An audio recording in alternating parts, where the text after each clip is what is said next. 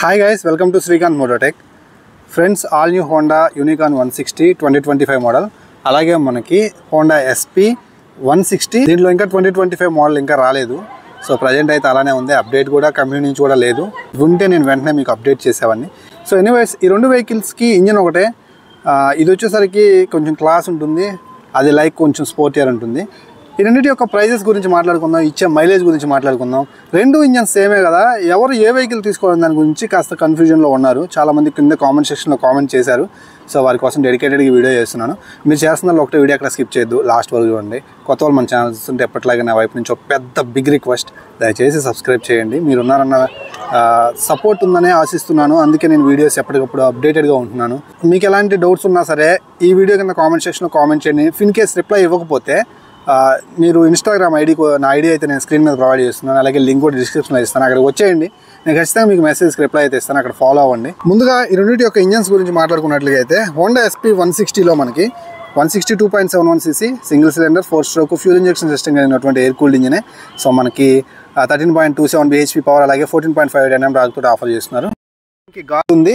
So 160 mm ground clearance తోటి offer చేస్తున్నారు. Kick rod కూడా మిస్ కాకుండా ఇస్తున్నారు. మనకి టో షిఫ్టర్ తోటి ఇది ప్రొవైడ్ చేస్తున్నారు అన్నమాట.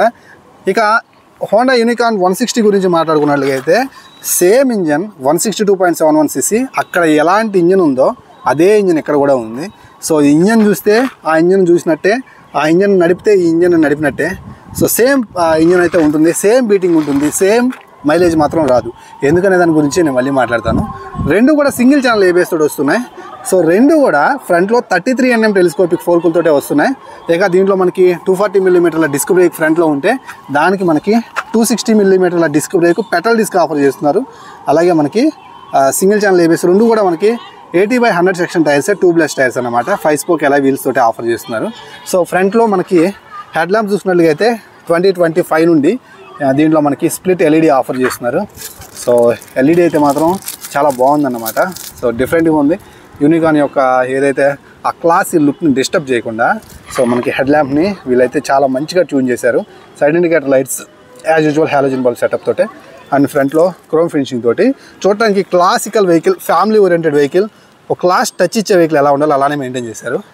ఇక Honda SP 160 గురించి మాట్లాడుకున్నట్లుగా అయితే సో ఇది వచ్చేసరికి మనకి SP 125 యొక్క LED మనకు ఆఫర్ చేస్తున్నారు, స్ప్లిట్ LED. సో దీంట్లో మనకి చేంజెస్ లేవు కాబట్టి 2025లో ఇదే LED తోటి వస్తుంది. సో నైట్ విజన్ అయితే మాత్రం నాకు తెలిసి రెండు ఒకే రకంగా ఉండొచ్చు. యావరేజ్గా పర్వాలేదు, రెండు కూడా మీకు నైట్ రైడ్ చేసే వాళ్ళకి సఫిషియంట్ లైట్ అని చెప్పొచ్చు. సో వింగ్ స్క్రీన్ మొత్తం SP 125 చూస్తే ఎలా ఉంటుందో సేమ్ అలానే ఉంటుందన్నమాట. ఇక నెక్స్ట్ ఈ వెహికల్లో మనకి డిజిటల్ కన్సోల్ అయితే మాత్రం సేమ్ డిజిటల్ కన్సోల్. సో మనకి అదే SP 160 యొక్క డిజిటల్ కన్సోలే ఇప్పుడు మనకి దీంట్లో అప్డేట్ చేశారు. సో మనకు కావాల్సినటువంటి minimum information, tachometer, speedometer, real time mileage, average mileage, distance to empty అలాంటివన్నీ కూడా మనం చూసుకోవచ్చు. So time, gear positioning indicator కూడా ఉంటుందన్నమాట. ఇక బ్యాక్ సైడ్ చూసుకున్నట్లయితే ప్రైజెస్ గురించి మాట్లాడతాను. మెయిన్ కంపారిజను లాస్ట్ 2 minutesలో మీకు ఉంటుంది. ఏది ఎవరు తీసుకోవడం దాని గురించి డిసైడ్ చేసేటట్టుగా మాట్లాడతాను. సో ఏంటి స్పెసిఫికేషన్ చెప్తున్నాను అనుకోవద్దు, కొంతమందికి తెలియదు. స్పెసిఫికేషన్స్లో కంపారిజన్ చూస్తేనే మీకు ఒక క్లారిటీ వస్తుందని చెప్తున్నాను. ఇక టైల్ ల్యాంప్ వచ్చేసరికి హాలోజన్ బల్బ్ సెటప్ తోటి 2025లో కూడా ఆఫర్ చేస్తున్నారు. ఇక సైడ్ ఇండికేటర్ లైట్స్ కూడా సేమ్ ఉన్నాయి. 100/90 section tyre, 130 mm drum brake and monoshock suspension తోటి బ్యాక్ సైడ్ వస్తుందన్నమాట. సో సస్పెన్షన్ అయితే పర్సనల్లీ నాకు చాలా బాగా ఇష్టం యూనికార్న్లో. ఇక బ్యాక్ సైడ్ టైల్ ల్యాంప్ వచ్చేసరికి LED వస్తుంది. అలాగే మనకి ఇది వచ్చేసరికి 130/70 70 ఇంచ్ టైర్ అనమాట. పెద్ద టైరు, చాలా పెద్ద టైరు అండ్ 130 mm డ్రమ్ బ్రేక్తో వస్తుంది. ఇక్కడ మీకు ఆప్షనల్గా డ్యూయల్ డిస్క్ ఉంటుంది అనమాట. బ్యాక్ సైడ్ కూడా డిస్క్ వచ్చే ఆప్షన్ కూడా ఉంది. సో ప్రైస్ పెరుగుతుంది అనుకోండి ఆటోమేటిక్గా. సో ఇక్కడ మనం చూసుకున్నట్లుగా అయితే చైన్ సీల్ చేస్తుంటుంది.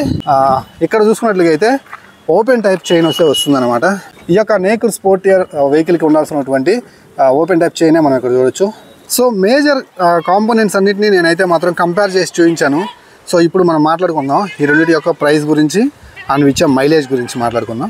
ముందుగా ప్రైస్ గురించి మాట్లాడుకున్నట్లయితే అయితే SP 160 వచ్చేసరికి 1,54,000 రూపాయలు సింగిల్ డిస్క్, 1,58,000 డ్యూయల్ డిస్క్ అయితే ఉంటుంది.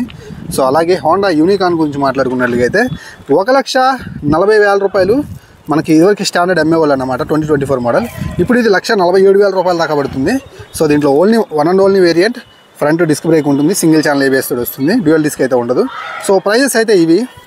ఇక మైలేజ్ గురించి మాట్లాడుకున్నట్లుగా అయితే హోండా SP 160 వచ్చేసరికి ఆల్మోస్ట్ మనకి 45 నుంచి 50 కిలోమీటర్ల మైలేజ్. రఫ్ అండ్ టఫ్గా యూజ్ చేస్తే 45, లిమిటెడ్గా జాగ్రత్తగా నడుపుకుంటే 50కి రీచ్ అవ్వచ్చు, కన్ఫామ్గా నేను చెప్పలేను. బట్ హోండా యూనికాన్ అయితే అలా కాదు. బ్యాక్ సైడ్ 100 సెక్షన్ టైర్ ఉండటం వల్ల రఫ్ అండ్ టఫ్గా యూజ్ చేస్తే 50 కిలోమీటర్లు, కాస్త క్లాసీగా వాడుకుంటే 45 నుంచి 60 కిలోమీటర్ల లోపల వాడుకుంటే ఆల్మోస్ట్ 55, 57 అలా కూడా వచ్చే ఛాన్స్ అయితే ఉంటాయి అన్నమాట హైవే మీద. సో 55 అయితే మాత్రం హైవే మీద కంపల్సరీ వస్తుంది. So rough and tough use చేసుకుంటే సిటీ కమ్యూట్ చేసే వాళ్ళకి 50 కిలోమీటర్ల మైలేజ్ ఎలా అయినా వస్తుందన్నమాట. సో వీడియో మధ్యలో వచ్చినందుకు సారీ. ఒక 1 మినిట్ చాకో చేతి అఫీషియల్ అనేటువంటి నా పర్సనల్ ఛానల్ని మన సబ్స్క్రైబర్స్ సపోర్ట్ చేసి కొంచెం ముందుకు తీసుకెళ్తారని ఆ ఛానల్ లింక్ని నేనైతే మాత్రం కామెంట్ సెక్షన్లో అలాగే డిస్క్రిప్షన్లో పిన్ చేస్తాను. అక్కడ నుంచి వెళ్ళైతే మీరు యాక్సెస్ చేయండి, ఆ ఛానల్ చూడండి, దాంట్లో ఉండే కంటెంట్ మీకు నచ్చుతుంది.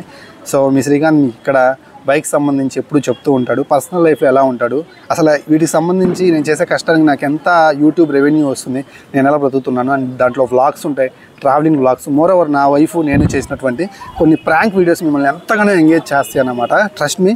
ఒక 5-6 వీడియోలు చూడండి, నచ్చకపోతే అన్సబ్స్క్రైబ్ చేసుకోండి. సో నేనైతే మాత్రం ఇక్కడ సపోర్ట్ చేశాను కదా, అక్కడ కూడా వెళ్ళి సపోర్ట్ చేయని అడగట్లేదు. సో మీ సపోర్ట్ తోటి నేను కొంచెం యూట్యూబ్ మీద ఉండాలన్న ఉద్దేశంతో మరో జాబ్ చేస్తూ ఇంకా అంటే కొన్నాళ్ళు చేయమని చెప్పి ఇంట్లో ప్రెజర్ పెరుగుతుంది. సో ఆ ఛానల్ సక్సెస్ చేసుకుంటే కొంచెం మీరు సపోర్ట్ చేస్తే యూట్యూబ్ మీద ఉండొచ్చు కదా అని ఆశతో అడుగుతున్నాను.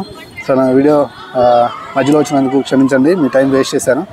ఇక ఫైనల్గా నా పర్సనల్ ఒపీనియన్, ఈ 2 వెహికల్స్లో నేను ఎలా తీసుకుంటానంటే, ఇప్పుడు నా లైఫ్ వచ్చేసరికి నాకు నా వైఫ్ 2 పిల్లలు ఉన్నారు. సో వాళ్ళ కంఫర్ట్ని ఎక్కువ దృష్టిలో పెట్టుకుంటాను అనుకోండి. సో నేను అప్పుడు యూనికాన్ 160 తీసుకుంటాను. క్లాసీ వెహికల్, ఫ్యామిలీ కంఫర్టబుల్గా కూర్చుంటుంది అన్నమాట. పిల్లలు ముందు పెట్టుకుని కూర్చోడానికి కూడా ట్యాంక్ దగ్గర కూడా మనకి స్పేస్ ఉంటుంది. So seat long seat, comfortable seat ఉంటుంది. బ్యాక్ సైడ్ లేడీస్ కూర్చోవాలన్నా అండ్ ఫ్రంట్లో ఒక బాబునే పాపనే కూర్చోబెట్టుకున్నా సరే లాంగ్ సీట్ ఉండటం వల్ల స్టెప్ అప్ అవ్వడం కూడా తక్కువ. అంటే రైడర్ సీటు డౌను అండ్ మనకి పిలియన్ సీట్ హైట్ అలా ఉండదు, లాంగ్ సీట్ ఉండటం వల్ల. అండ్ ఇది ఒక మంచి ఫ్యామిలీ ఓరియంటెడ్ కమ్యూటర్ సెగ్మెంట్ వెహికల్గా ముందుకు వస్తుంది అనమాట. సో ఖచ్చితంగా ఫ్యామిలీ కోసం నా ఫ్యామిలీని దృష్టిలో పెట్టుకుని నేనైతే హోండా యూనికాన్ 160 అయితే తీసుకుంటాను. ఇఫ్ ఇన్ కేస్ నాకు రీసెంట్గా మ్యారేజ్ అయింది, రీసెంట్గా మ్యారేజ్ అయింది, ఫర్ ఎగ్జాంపుల్ పిల్లలు కూడా ఇంకో 2-3 ఇయర్స్ దాకా మనం ప్లాన్ చేయట్లేదు, అండ్ ఆ యంగేజ్ని నేనైతే కొంచెం ఎక్స్పీరియన్స్ చేయాలి, నా వైఫ్ తోటి నేను సరదాగా గడపాలి, అప్పుడప్పుడు లాంగ్ రైడ్స్ నా వైఫ్ తోటి వెళ్ళాలి. అండ్ మోర్ ఓవర్ వీటన్నిటికంటే ముఖ్యంగా ఎక్కువగా కూడా నేను నా పర్సనల్ లైఫ్లో డైలీ కమ్యూట్ చేయడానికి ఆఫీస్ పర్పస్ మీద కొంచెం బోల్డ్ బైక్, కాస్త స్పోర్టియర్ బైక్, నేకెడ్ స్పోర్టియర్ బైక్ని ఎక్స్పీరియన్స్ చేయాలి. ఫ్యామిలీ తర్వాత సంగతి, ఫ్యామిలీకి వచ్చినప్పటికీ వెహికల్ మారుస్తాను. ఇప్పటికైతే నా కుర్రతనం అయితే హ్యాపీగా జరిగిపోవాలనుకునే వాళ్ళు నేనైతే హోండా SP 160ని సజెస్ట్ చేస్తాను. ఇఫ్ ఇన్ కేస్ నేను కూడా అలానే తీసుకుంటాను అన్నమాట.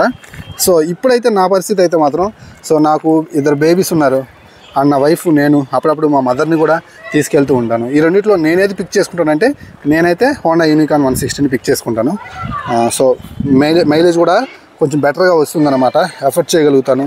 సో నా ఫ్యామిలీకి కూడా కంఫర్ట్ అయితే అందివ్వగలుగుతాను. సో దట్స్ ద రీజన్ నేను హోండా యూనికాన్ 160ని పిక్ చేసుకుంటాను. సో నా లైఫ్ స్టైల్ బట్టి నేను అది పిక్ చేసుకుంటాను. సో నేను కనుక 2వ కేటగిరీలో చెప్పినటువంటి మీ లైఫ్ స్టైల్ కనుక అలా ఉంటే మీరు హోండా SP 160ని పిక్ చేసుకోవచ్చు. Both engines are same. Tyres కొంచెం లావుగా ఉంటాయి, డ్యూయల్ డిస్క్ వస్తుంది కాబట్టి అక్కడ బ్రేకింగ్ ఎక్స్ట్రా దొరుకుతుంది, ఎక్స్ట్రా రోడ్ గ్రిప్ దొరుకుతుంది, హ్యాపీగా ఇంజన్ గార్డ్ కూడా దొరుకుతుంది, కొంచెం స్పోర్టియర్గా ఉంటుంది. సో మీరు ఏదైతే తీసుకోవచ్చు అండ్ ఫ్యామిలీ కోసం, కంఫర్ట్ కోసం ఇదైతే తీసుకోవచ్చు. ఫైనల్గా ఈ కంపారిజన్ మీకు నచ్చింది అనుకుంటున్నాను. సో ఇలాంటి వీడియోస్ కోసం మన ఛానల్ ఇప్పుడే సబ్స్క్రైబ్ చేసుకోండి అండ్ సపోర్ట్ చేస్తారని మనస్ఫూర్తిగా ఆశిస్తూ